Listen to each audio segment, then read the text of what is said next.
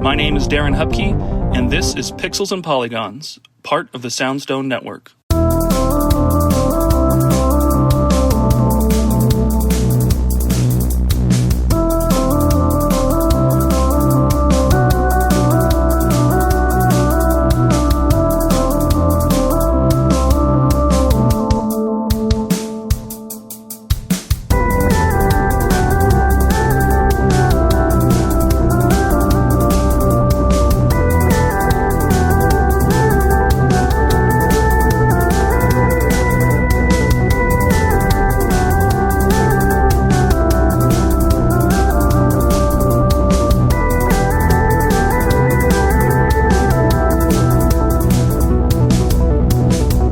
Welcome to a new episode of Pixels and Polygons. I am Darren Hupke, the host of the show. If you are a returning listener, thank you so much for coming back and checking out another episode. Hopefully this is another entertaining one for you, and I appreciate you for coming back week after week. If you are new, it's a simple pitch. I sit down with a guest each week and I ask them a video game related prompt or question, and we talk about it. It's 20 to 40 minutes or so each episode. This can stem from topics like what's a underappreciated or below average game you love that doesn't get enough attention, or what is your history with video games? When did you start playing and when did you fall in love with them? Or why do you play the games that you play? There could be a lot of different things. The conversations can go in a lot of different directions, but the point is just to have a great and thoughtful conversation that maybe sparks your own ideas or your own interests as a listener to think about your own responses, and hopefully just have some fun along the way. If you like what you hear and you want to support the show, I've got a few different ways you can do that. I have links in the show notes below to everything that I do, and I'll highlight one of those in particular. Beat 'em Up Volume 1 is a love letter to the genre. Volume 1 of the series breaks down the Final Fight franchise and covers the entire series. So you get histories and development details, artwork, screenshots, magazine scans, a lot of artifacts from the era covering every game in the franchise, from the 1989 arcade original all the way up to 2006 and the release of Final Fight Streetwise. There's also chapters that cover where this series is now, its appearances in other properties like Street Fighter, comics, TV shows, cartoons, all those types of things. So if you're a fan of beat 'em ups, if you're a fan of Final Fight, this book has all the history and all the details I hope you will enjoy and love and find something new about one of my favorite franchises of all time. You can buy it physically over on pixelsandpolygons.net, but you can also buy digital copies over on my Patreon shop. Links to all of these will be in the show notes below, but check it out. Beat 'em Up, Volume 1. With that out of the way, we can start the episode right after an ad from one of our Soundstone Network partners. Hello, we are Kirby Conversations, a podcast on Kirby along with adjacent subjects like Smash Brothers, HAL Laboratory, and other related Nintendo games. In each episode, we take an in-depth look at a new Kirby topic, drawing on our decades of experience with the series.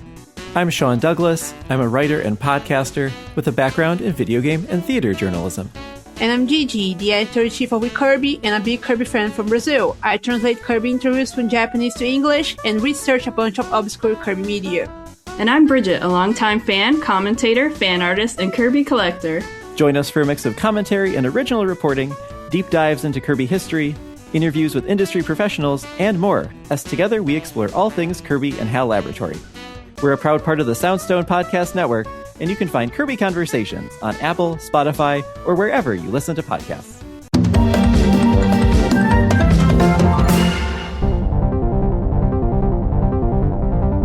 So welcome to Pixels and Polygons, a conversational podcast about video games. I am Darren Hupke, and this week I'm joined by a brand new guest. I've been lucky to have a lot of fun new people these last couple of weeks. So welcome to the show, Kate from No Small Games. Hello, Kate. How are you? Hi, Darren. I'm doing really well. Thank you so much for having me. I really appreciate what you do here, and I'm stoked to be on the show. Yes, thank you. I had your co-host of No Small Games on. We recorded a couple weeks ago at the time of this recording, and those will be sprinkled in the feed. And I don't know exactly what time frame, but they're all out there. You can listen to those episodes with Emily as well. But she recommended that I reach out to you as well, and I've loved talking to new people, and I love talking about video games. So it made all the the sense in the world to connect. So I'm glad we got to do this. But maybe you want to, this being your first episode, I want to always reserve some space, let you introduce yourself. Feel free to plug all the things, talk about your show, talk about, anything else you do on the internets. But just, let us know. Who are you, Kate? Wow, what a question. My name's Kate Hunter, also go by Cater Blossom, which is my Twitch name and where you can find me on Instagram and Blue Sky and Twitch. I started my video game journey, I guess, as a Twitch streamer that was streaming exclusively Animal Crossing, but now I play indie games of all shapes and sizes and flavors, and I'm one of the co-hosts, co-founders, and co-producers of No Small Games, which is an indie gaming recap and review podcast, but is now sort of more of its own little entity. And we have a website where we publish indie game reviews and listicle style articles. And I like to say I'm enthusiastically exploring indies because video gaming is a new hobby of mine, which I'm sure we'll get into. I also have a background in theater and I love music and I work in the music world now. So I also do a weekly radio show on KZUM called Kate's PB and Jams, where I do play a lot of video game music.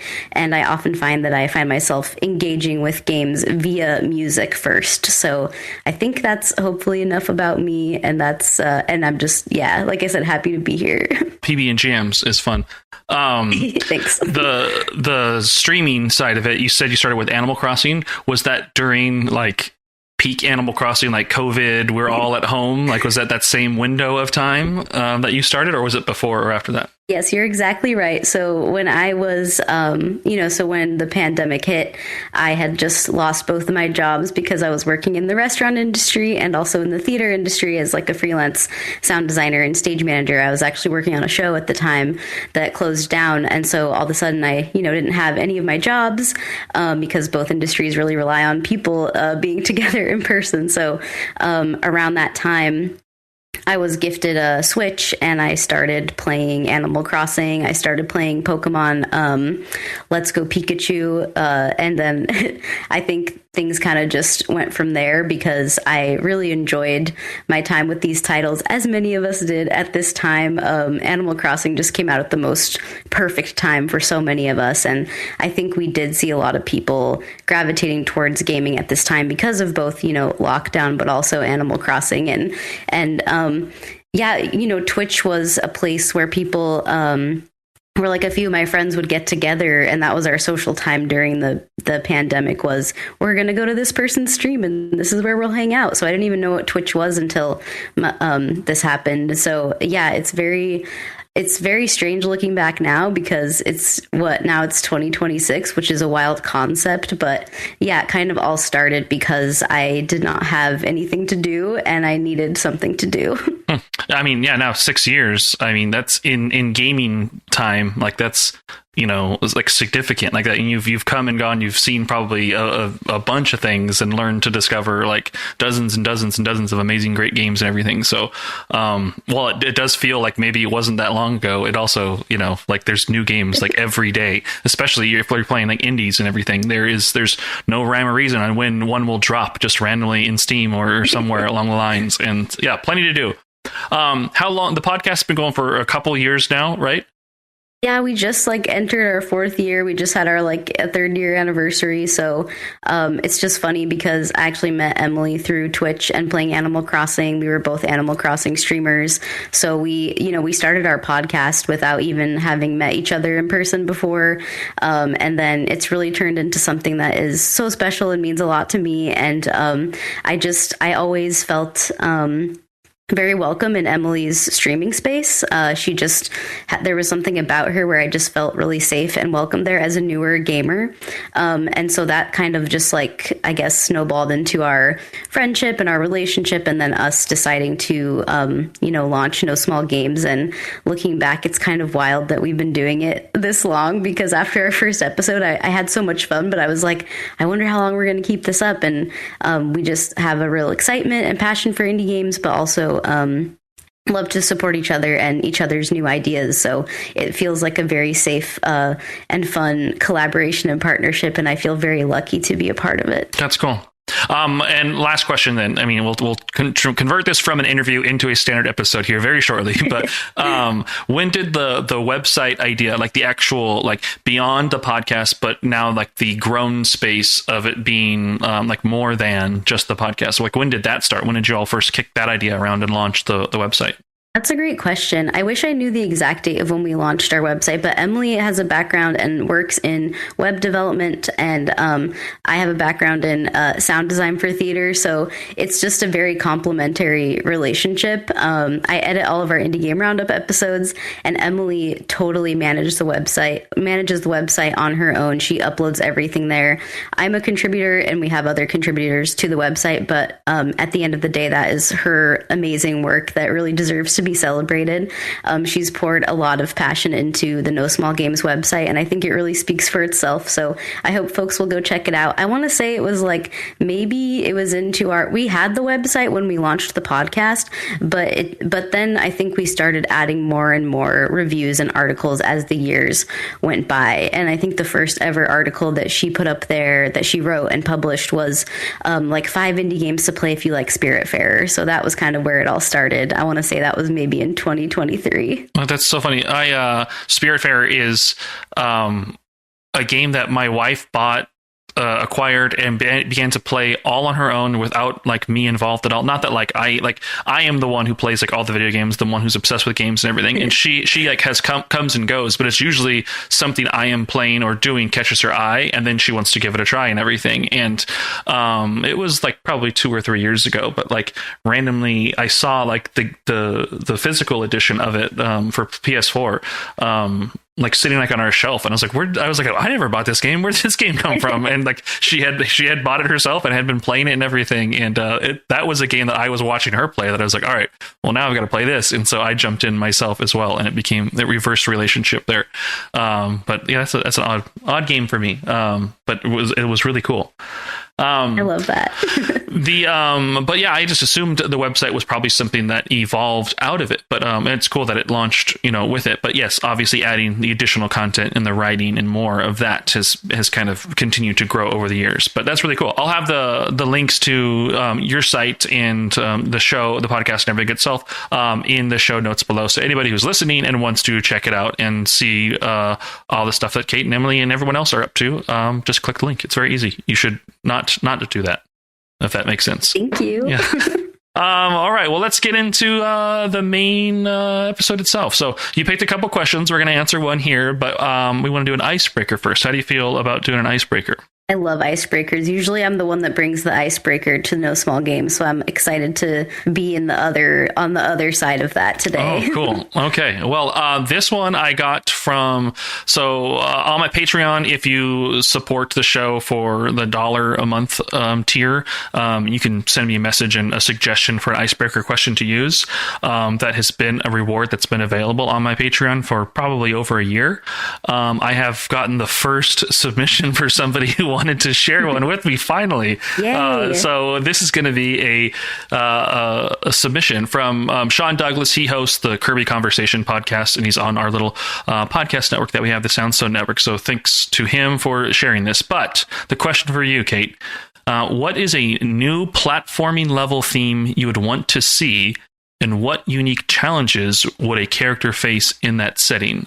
So to expand upon that, there's like the fire level with the lava that you can't touch or you die, or there's the ice level where everything's like slippery, or the forest level where, who knows? Like there's always like those gimmicks and the themes and all that stuff.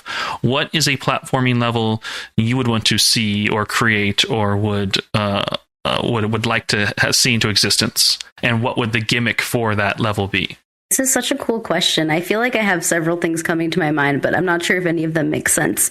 I think that something that came to my mind is like the underwater levels, because they're always like really annoying and feel awful.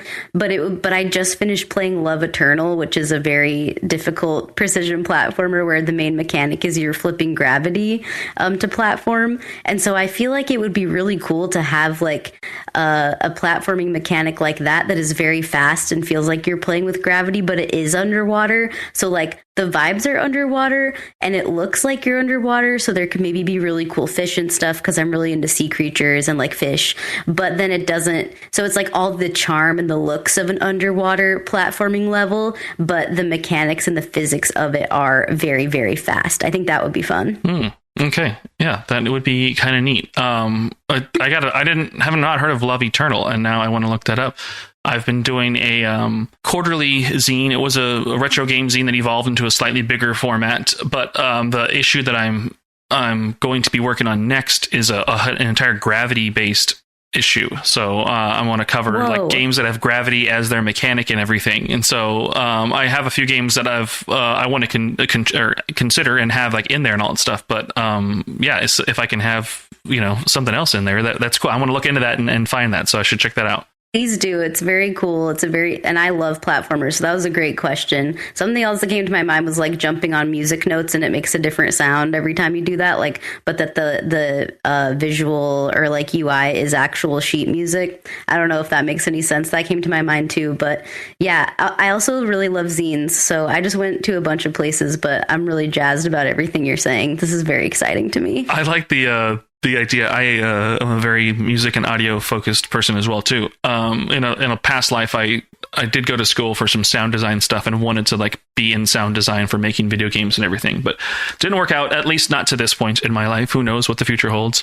But the idea of like a cool platformer where maybe you are jumping off like those notes as the platform sections, but they make the right corresponding musical sound would be kind of cool. Use the games like Bit Trip Runner or like Auto Runners where like you're playing like you can play those blindfolded, because if you know the rhythm to it, you can be good at it. So I can see a level where it's like, yeah, the platforming looks challenging, but if you are playing the song like in the right like tempo, you could maybe like work your way through it, no problem. That's the whole game. There's a game right there. There's an idea that somebody can maybe take and help make, and I would buy it and play it. Cool. That's fun. All right. Well, that was a fun icebreaker. So thank you, Sean. And if anybody else wants to submit an icebreaker, it's always been a thing. Maybe I'm just not good at promoting it, but if you do $1 on Patreon, you can submit your own, and it's there. And if you already are a supporter and you didn't know that's there, I'm sorry, but you can send me a message on Patreon, and I'll answer I'll ask your icebreaker question for a show. But for this episode, this is again, it's another good, potentially getting to know you interviewee style question potentially. But it also makes sense for someone's first episode. But we want to talk about like an origins episode. And for you, when did you start playing video games? What are some of your earliest memories, and what is your journey with the medium? You kind of already dabbled into that, but maybe we just kind of expand upon that and kind of go from there. But when did you start playing games, Kate? Oh, it's such a great question. And I feel like the real answer, the honest answer, is when I was a little girl. My, I have two little sisters and they're twins, and I'm the oldest, but we're like 2.5 years apart. And, so the three of us were always together. And we have 3 boy cousins who are the same age as us. And when our boy cousins got a new console, they gave us their hand-me-down PS2, and they gave us one game, and it was ATV Off Road Fury 2. Oh, so that's a good game. Like I love that game, and there's a stupid mechanic in there where you like preload the suspension of the your car with the analog stick that I've never seen like a cool like racing game or off-road game like do as well as that game. Like I loved it, and flicking the stick up to get the air. Anyway, sorry. Yes. Random ATV Off Road Fury love from a game that probably shouldn't get much love, but it is still a fun game. I love that game. I'm so glad you appreciate it. I also think it's a very fun game. And you know what's funny? I did not realize until this exact moment that one of my favorite genres of games now is any game where you can be a boat or a car and you're driving something. And like, I did not make that connection until just now that like maybe that is because the first game. Yeah. And so that is like kind of one of the first games that I played, and my little sisters and I kind of ended our weekend nights with this game, like basically every weekend. But I was always really interested in like Pokemon cards, Yu-Gi-Oh cards, and I collected them and played the card games. And then there was a neighbor boy who played Zelda on like, I don't even know which Zelda game it was, but sometimes he would let me play. But other than that, I do not have any growing up playing video game experience. I feel like I always was really curious to play the Pokemon video games just because I loved Pokemon so much, and I got really, really into Pokemon Go. And so I think I was always like dancing around like I would like to play games, but honestly like did not think that there would be people that I could connect with that would like help me enjoy games and play games with me. So really like the gaming journey didn't start until Animal Crossing and the pandemic. But then, you know, once we got into like 2021, I remember I played Night in the Woods. That was like one of the first indie games I played. And then I started playing Firewatch and Ooblets and Lake. And I just like, I remember the first time I played Firewatch and I was just like, I didn't know that video games could make me feel this way or that video games like this existed.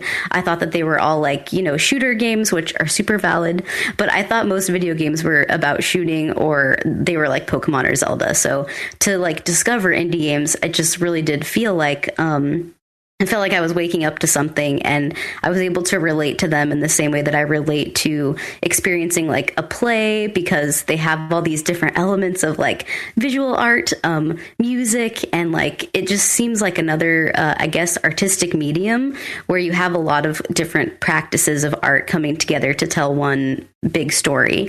And so I think like that really resonated with me. And then I just became completely obsessed with indie games. And like I tried to play as many of them as I can. And I'm kind of still in that boat here in 2026. But I would say it really kicked off in 2021 when I started kind of like experimenting with what these games are and thinking about indie games as a concept. I loved Firewatch as well. I mean, a lot of those games you listed, I love, but I want to say it was one of those PlayStation experiences. It was like, you know, Sony was doing like a dedicated like convention style thing. Yeah, it was a PlayStation experience. It had to have been, but it was before Firewatch was released on the PlayStation 1 year, and they had a booth there, and I bought a t-shirt, a Firewatch t-shirt from them, just because I thought their booth was like minimal and cool. I think I'd already seen a trailer for it, and there was like a trailer there that you could watch, and I was like, yeah, man, this is going to be something I'm totally into. Like, whatever this is, like, sure, I'll buy it. What can I buy right now? And they were like, oh, we're selling these shirts. And I was like, all right, I want to buy one. And like, just sight unseen, like, bought it. And I still have it. I still wear the shirt, and it's, you know, it's getting a little threadbare and everything. But that to me, like, in that space, I've talked about this myself before, but like I have been playing games since I was like, before I could even speak. I have a photo of me playing an NES with my older brother, like on Christmas morning, you know, in my pajamas, like holding the controller. And, you know, I always assumed games were one type of thing. But then once, the PS1 and PS2 started to show me like games like Parappa the Rapper and like just obscure games that are like, okay, video games aren't just about shooting and blowing things up. Like I do like those, but I mean, I do actually like more of this. Like, what is this going on here? And then like with the Xbox 360 and having the Xbox Live Arcade experience like evolve, and like having indie games come to consoles. Like I know PC players are very like lucky to have had like a lot easier access to that. I've always been kind of more of that console minded individual. And so like that era for me was really important because like while everyone was like falling hard into like Call of Duty and Gears of War and like these big action games, which sure, like people can love what you love and play what you play. And I did even play those games as well, but I was more excited about like when the most random, Super Meat Boy or Kingdom of Keflings or like obscure like indie games were like coming out. Like those were the things that like I realized like that's what I love most about video games, is that like expect the unexpected or try the thing that you know maybe you wouldn't envision yourself enjoying. But like when somebody has a creative idea, whether that's a mechanic or a concept or even just like the art style itself, like when it's put together, it's like finding a good band or finding a good like music to listen to, you know, like there always could be like flaws and things like that, but sometimes when you put it all together and you realize this is somebody's passion or creativity or hobby or whatever it may be, like it makes you want to like enjoy it even more. Like if I'm playing Activision's latest, you know, multi-million-dollar thing, like I don't have that same emotional like want to attach myself to that. But if I'm playing like a game made by a small studio of folks who like, you know, like it makes me more inclined to want to like dig in and spend more time with and be attached to it because it's like somebody's creation that you can just like listening to like a new band or something like that. It's really neat. But where has the indie space like taken you like since then? Like, have you found that there are like genres you definitely are more like drawn to, or are there like some like highlight games that were like landmark moments for you that like, okay, this has implanted itself in my brain as one of my favorite things ever? Like, what are some of those games? Absolutely, yeah. And I love what you said about like trying things that you think you might not like, because I feel like that has been a big part of my journey here. And it's funny because when I started playing indie games, I really kind of went all in on visual novels and dating sims, because like those are just like, I really like romance. And I was like, oh, these feel like games that I can play. Like I have the ability to read and press this one button. So these feel like a really nice entry point for me. As someone who likes storytelling and wants to experience these kinds of games, like I'm really grateful for that period, I guess, of gaming for me. And I still play visual novels and dating sims, but it's funny because as time has gone on, I've really like become kind of like, right now I'm extremely obsessed with platformers and precision platformers. And it's funny because I find that I really struggle with having patience for games that are difficult when it comes to combat or puzzles, like thinky puzzles. And so it's just funny because I really do not have patience for those kinds of games, but I do push myself to experiment and try to get better because of the podcast, honestly, because I want to experience as much of a game as I can before we sit down to talk about a game, because we cover games of any genre of indies, as long as they're indie. But for some reason with platforming, I've found that it just feels good, and it feels like a challenge that I'm up for and something that I really want to partake in, I guess. I love the feeling of platforming. And so I guess one game that stands out to me is like a game that like really helped me figure that out and like got me really curious about this genre is Ibn Ob. Have you ever played that game before? I heard of it, but I have not played it. No, it's not instantly coming to mind. It's a co-op puzzle platformer, and I played that with my friend Disco Cola, who also loves platforming and hosts indie game podcasts as well. And we streamed the whole thing on Twitch, and that is just like one of my most precious and special gaming memories, because it's an extremely difficult game, but we finished it together, and like that's really important to me. And then I think like I still do really like the strong narrative things the most, I think. But it's been fun to like experiment with more like walking sims versus like a traditional visual novel. Like I mentioned Firewatch earlier, but I also really loved What Remains of Edith Finch, which I played actually not too long ago. But I am finding like platforming is really nice, and just anything with like a big, nice story. But I also love horror.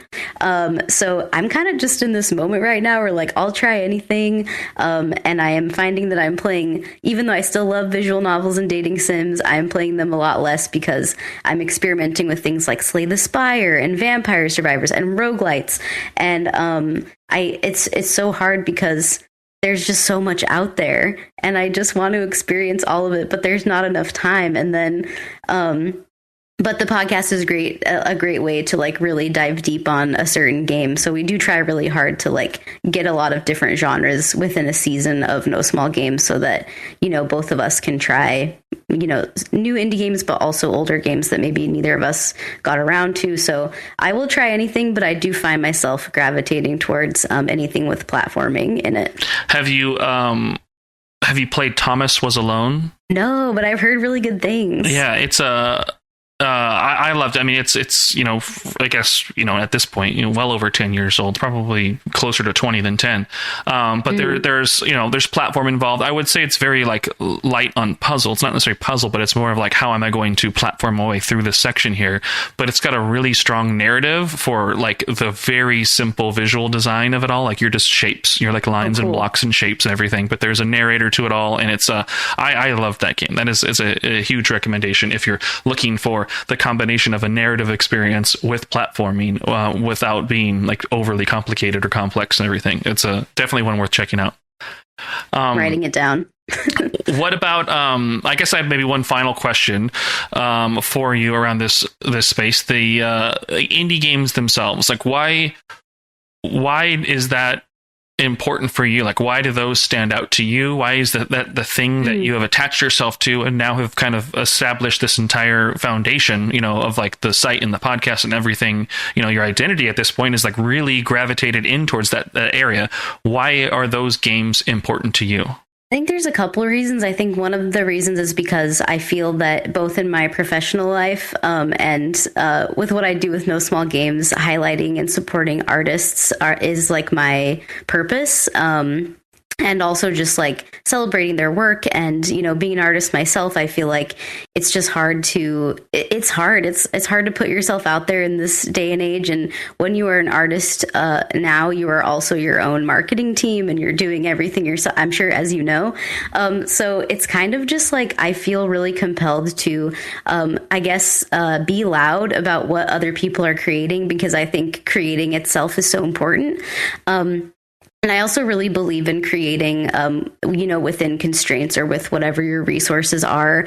As somebody who's like a self-taught musician and do a lot of my own like sound and editing stuff with just the very few resources that I have, I also really believe in like not having barriers to creation. So I think that kind of spirit really does exist within indie games. And it's just like, I just want to highlight what these people are making and what they're doing. And it's really important to me.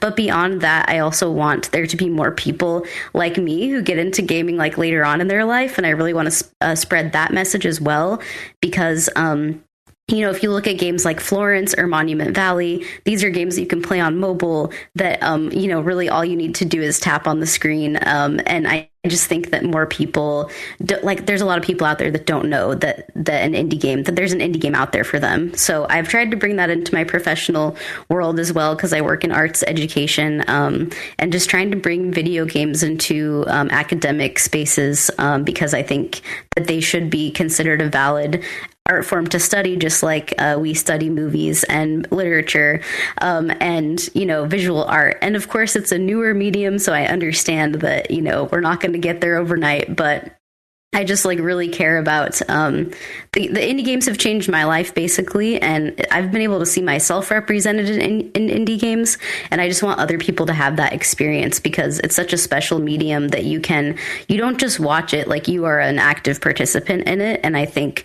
when you can see yourself represented in a game, and then you're also controlling the game and like maybe even what happens in a game, I think that can just be kind of a life-changing and also validating experience for a lot of people. So yeah, I really care about it, but I mostly like the short answer is I just want to support other people's art. Mm-hmm. Yeah, I love that. I mean, I love all of that sentiment. I think I'm very similar in that way. Like I do what I do. Like for me, like I like to create things, like to put things out there. I like to, you know, be artistic in any way. I do have a self-taught music background as well. I've been in like really bad like bands and things like that. Attempted to like write and draw comics and everything as well. And now like in this games writing and podcasting space, like it's not that I've given up on any of those previous ones. I do all of those things. Like I fold in sound design into things that I'm doing, and everyone like I've made the music for like the show and everything like that at all, just because of my interest and excitement in doing those types of things too. But yeah, I love like paying it forward or using any time or space I have to make sure I'm always like promoting like other people doing these things as well too. Like the power of like a review or a comment or a share, you know, goes like such a long way. And like for me, like I don't ever want to come across like I'm begging for them myself or anything, but like, you know, when I've had something come my way, like, you know, I don't know that people realize like how like infectious and inspiring and like motivating it is just to have somebody like give you a thumbs up and be like, oh man, that was really cool. Yeah. I just found your stuff. I think this is so rad. And like have it turn into something. Like to me, like that's not the reason I do the things that I do, but like it's the reason why like I want to make sure like every other post I have on social media is about promoting somebody else's something, because like I know like how that can feel, and there's so much great stuff out there in the world. Like I don't want it to slow. I don't want it to stop. I don't want somebody who's maybe considering doing it like quit doing it because they don't think anybody out there is enjoying it or interested in it or like wanting to see it and everything. So I appreciate that there's that you're out there doing the same thing as well. And y'all should click the links below, go to No Small Games, go to the website, subscribe to the show, follow and listen more, and then go share out the things that you love. I think that's a good segue into maybe this last piece. Like, are there any plugs or things that you want to share? But like maybe we also like consider like recommendations. Are there recent games, books, other podcasts, other things that, you know, are in your orbit that maybe you want to like shout out and share some love to? Absolutely. I also really love everything you just said. I feel like it's also just like creation itself is brave, I think, in today's world. And I love that. I think it's like really important to feel empowered to create, you know, like whatever is in you has to get out somehow, I guess. So I really like what you just shared there. And yeah, so I guess I will promote or talk about another, I guess, indie game podcast. It's called .zip.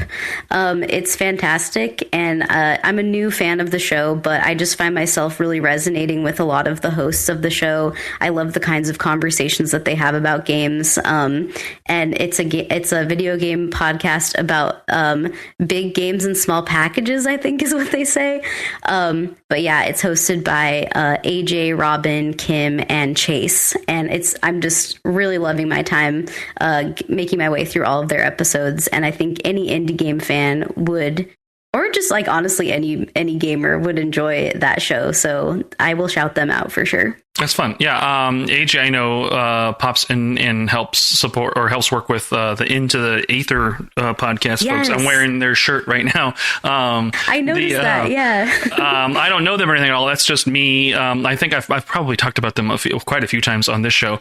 But it's just a really good podcast as well, just for video game fans. Like, it helped motivate me to do my show, because like I was trying to think of like a gimmick for a podcast, or like what's a structure or segments or things like that at all. And it was like, that was what was like turning me off. Like, I didn't want it to be like a clickbaity thing, or like get hyperbolic, or like, you know, be like the definitive X, Y, and Z. Like, I just like talking about games and everything. And so listening to their show, they just bring games they've been playing, new, old, anything in between, and talk about them. And it's two friends who are just fans of playing games, talking about the games that they're playing and why they love them. And if they don't like them, they're not bringing them to the show. So you're never getting like negativity or like toxic like conversation. It is like, there's so much good and so many like nice things out there. Like, just talk about the things that you do enjoy, and share the things that you do want to promote and share. So it's been great listening to that show over the years, but they quietly inspired me to be like, yeah, you know what, like, just talk about the things that you love. Go and just have that be the gimmick. The gimmick is you talk to people about games and why you like games, and just, you know, if you have a topic each week, there you go, simple, wash, rinse, repeat, and you can have some fun. But cool. I love that. Yeah, well, thank you so much, Kate. This has been a super fun conversation. I have to thank Emily for obviously shouting you out to join. And we're going to record, spoiler alert, we're going to record a second episode right after this, but I would love to record more with you in the future as well. Again, if you'd like to follow No Small Games and keep on reading and listening to what Kate is doing, the links will be in the show notes below. But again, thank you, Kate, for joining me on this episode, and I hope you have a great rest of your day. Thanks, Darren. You too. And thank you, Emily.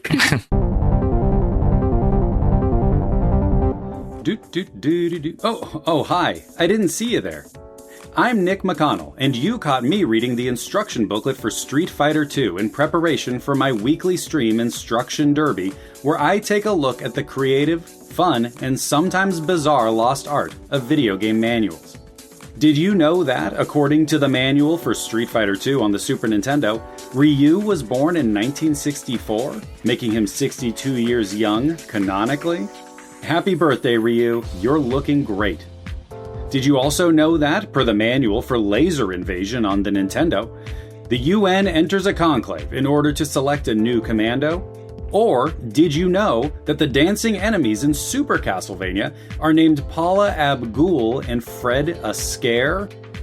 These important facts and many more are discovered every Wednesday at noon Pacific on Instruction Derby over at internet website twitch.tv/Nick McConnell. Part of the Soundstone Network.